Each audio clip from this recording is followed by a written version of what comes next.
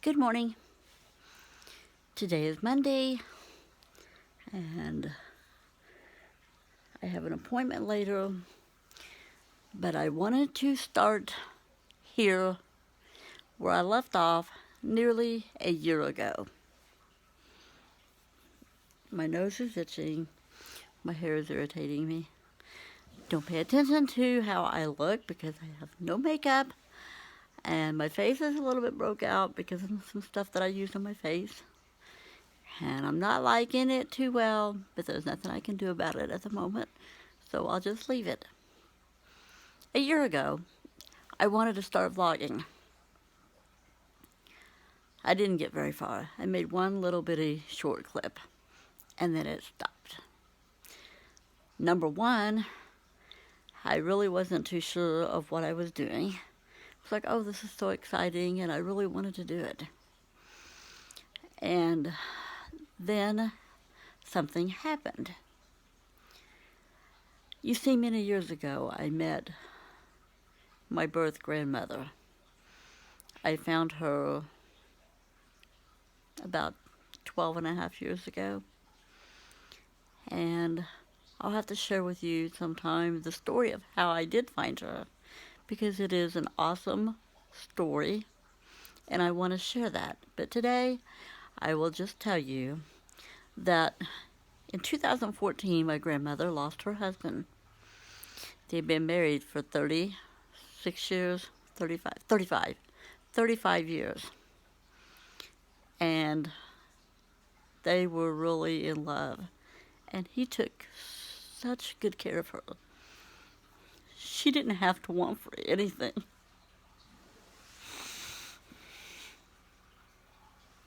He did everything for her. They didn't worry about material things. They didn't worry about keeping up with things. Even as the world progressed, they didn't. They only worried about each other. Sorry, this is very hard.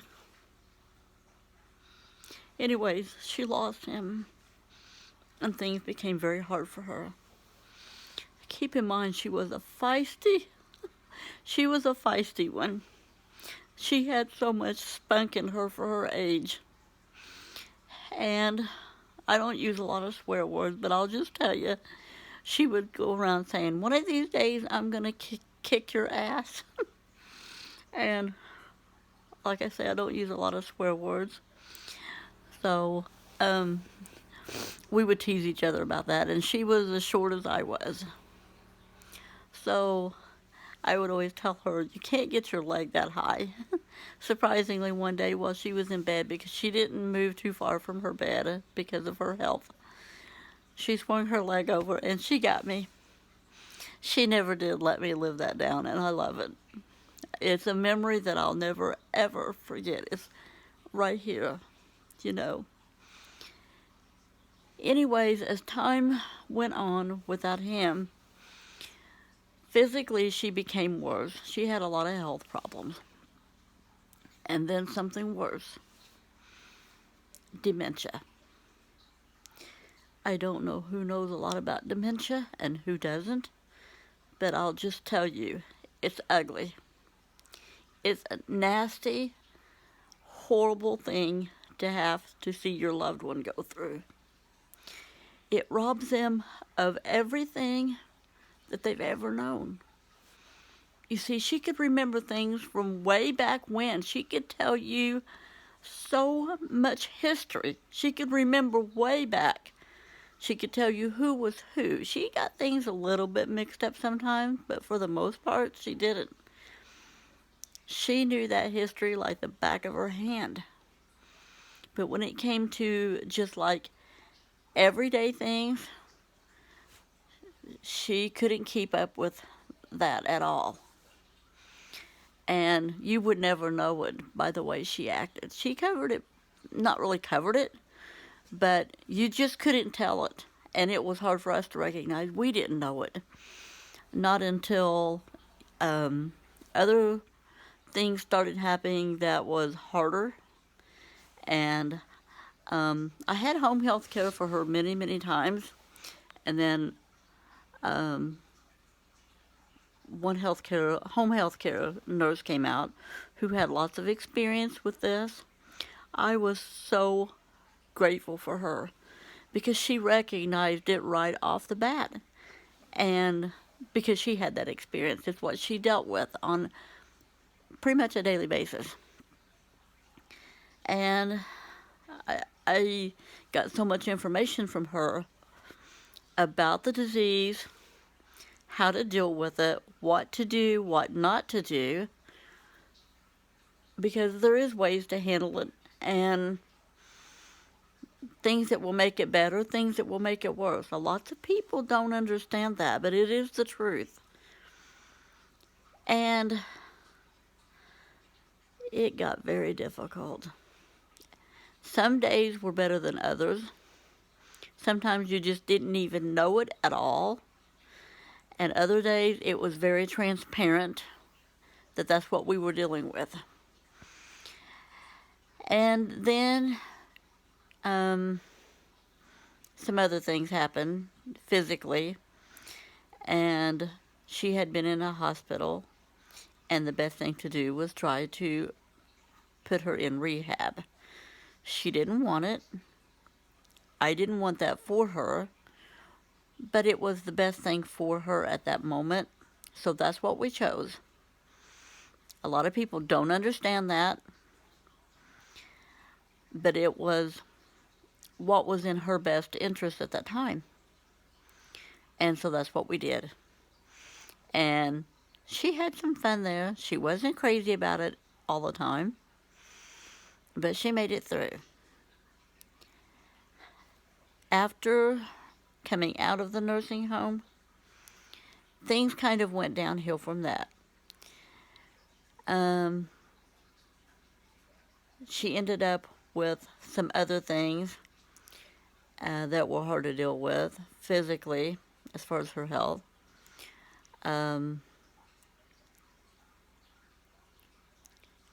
C. diff, if you will. It's also called Clostridium, and it's very difficult to get rid of. It's very hard to take care of, and especially the older the person gets, they can't resist things the way a younger person can. And that's not to say that a younger person can just get rid of it, because they can't. It's very hard to deal with, and it kept having, or she kept having repeated episodes of it, and it became very difficult.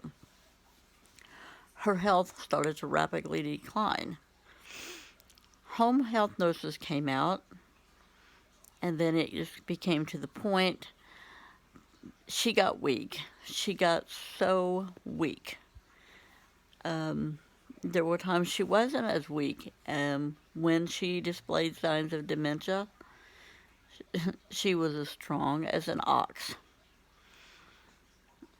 And it was surprising, her strength sometimes. Other times she was as frail as a sparrow. And I love her. I love her, and I miss her a lot. I loved the feel of her hands. Her skin was so soft. I always loved the just feel of her skin. It just felt like a baby's skin. And she was just an amazing woman. And anyways, her physical health declined very rapidly. So rapidly that the home health nurses made the decision to say that they informed me that there wasn't a lot they could do for her. My hand is getting tired here. There wasn't a lot home health care could do for her, and they did not think that she could be rehabbed anymore. There comes a point in time in life when you have to face it. There's just things that other people have no control of. No one lives forever. And they decided that hospice was going to be the best way to go. So that's what we chose. And although hospice came in very often, it was myself, my husband, my older son, and our youngest daughter that cared for her in her home.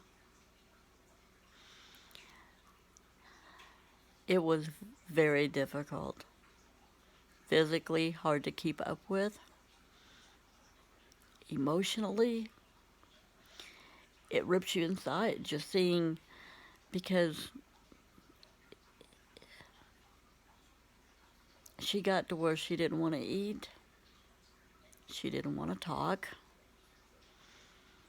and then there was the dementia. So there were times she didn't recognize people the way she normally would.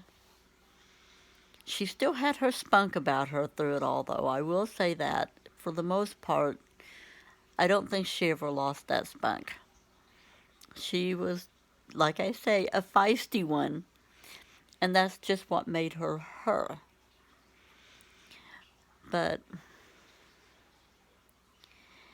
and she said to me many times, you know, she knew it was time for her to go. And she always called me Sue. Not many people do that. And because, number one, I don't like it. I didn't mind it from her, though. I just didn't. And she just said, Sue, she said, you know, I can't be here forever.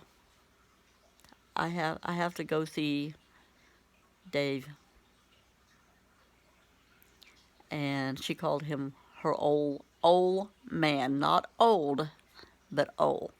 I have to go see that old man. And I think somewhere along the line she just kind of prepared herself for that. And I think she wanted to prepare me. And she did a pretty good job. Not to say that it wasn't hard, because it was. It still is. They both are buried right across the road from the house. And I can walk over there anytime. But it's hard. And it's been so difficult. I didn't continue to try to keep my channel at that point. Even though I watched vlogs during the time that I had spare time and stuff. That's my favorite thing to do, is watch vlogs. I have a lot of favorites. I'm sure everyone out there does too. But it doesn't get any easier about her. I still miss her like crazy. I'm not very good at vlogging, but what I'm gonna try to do is insert some pictures of her so that you can see her. But that's why I stopped, because all of my focus, all of my energy went into caring for her. And oh, my face, it just looks so bad. And I'm self-conscious about it, but don't judge.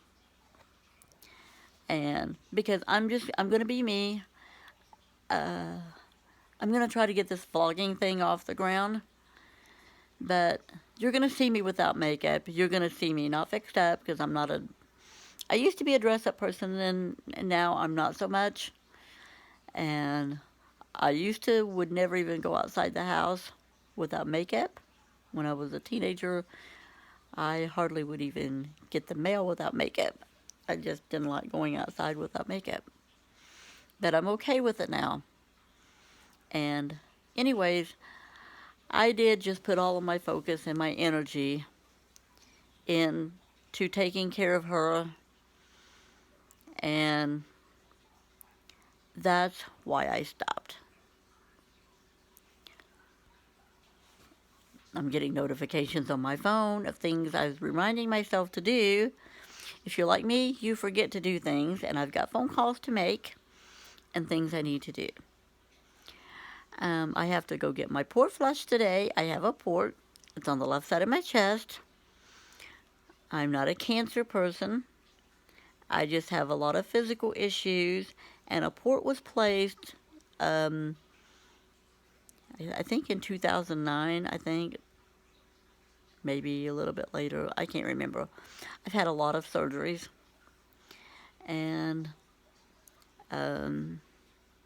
but a port was placed because my veins became no longer accessible from all of the blood tests and IVs that I've had to have in my life from being in and out of hospital and emergency room trips and things like that.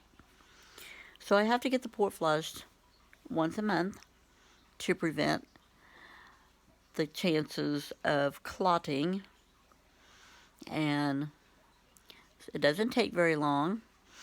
And then I'm hopeful that I can go and see my husband for lunch. He works a lot, and you'll see him in the vlogs. His name is Richard. You won't see me call him by his name because I call him my husband. And that's what I've called him for years, and everybody kind of gives me heck about it because they say, does he even have a name? Yes, he does. But to me, it feels too formal to be calling him by his first name. It is just so weird to me to call him by his first name. So I call him my husband or babe or honey. He calls me baby doll or his beautiful angel. And then we have our youngest daughter that is still under our roof. Her name is Cherish, aka Snicker McDoodles. That's just a name that I give her, and we love her a lot. And I'm not sure really how to get everything off the ground here with the vlogs, but I'm going to do my best. It's been, like I said, a year. And I know that the editing and things, that's going to take some work. Hopefully, Cherish can help me. I'm really self-conscious about looking at myself on the camera because my teeth are really messed up, and who wants to look at bad teeth? I don't. Other than that, I'm not sure. Oh, my nose just keeps itching. Anyways, I just wanted to sit here while it's quiet because I'm alone, except for the cat that's stretched out in front of me. I'm going to get a little bit more rest before I go and get my port flushed. But I am going to try to get this thing up off the ground. It's going to take me a while to figure everything out. So I may be a little bit boring. I don't know. Whoever has ideas can let me know. I'm just going to be a basically talk kind of gal. I'm not into like challenges, except maybe once in a while we might come across something we might do. But all of that, I'm not too much into it. And I'm not judging anyone else who is. There's so many different kinds of people in the world. And I'm glad that there are. Because how boring would it be if we were all the same? I wouldn't want to see duplicates of me running around. Because I tell you what, I'm the most imperfect person there is. A lot of people don't see me that way. They think that I'm all about myself, and I'm not. I'm not at all. I put everyone else first, and I'm always last. Of course, short people always come in last, and I'm very short, and I have short legs and small feet. I have to throw that in there because my kids give me heck for my short legs and they say I have no feet just because they're so small. That's another vlog. Another vlog. Today, my main focus was explaining why I stopped, and I don't regret it a bit. Taking care of her and spending all those days with her up until her very last breath. It was difficult, but it was also humbling. Being humble is something that's important to me because I feel like that if you lose being humble, you lose everything. You lose sight of who you are. And who you are is important.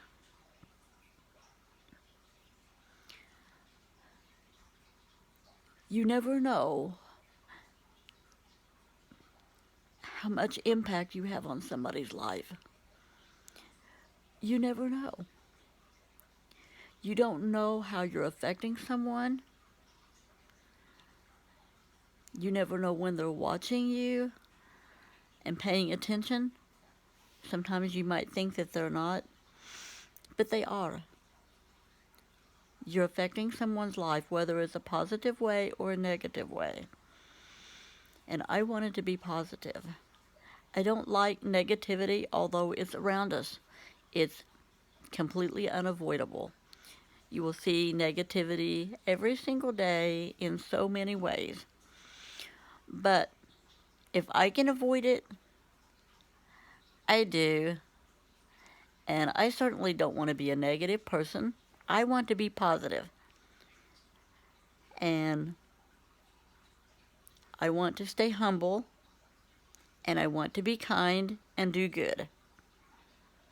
And I think that's just the way it should be. But her journey's now over. And maybe now is time for mine to begin. I hope you enjoyed this. Give me a thumbs up. If you haven't subscribed to my channel, please do so. And I hope to see you soon. Bye.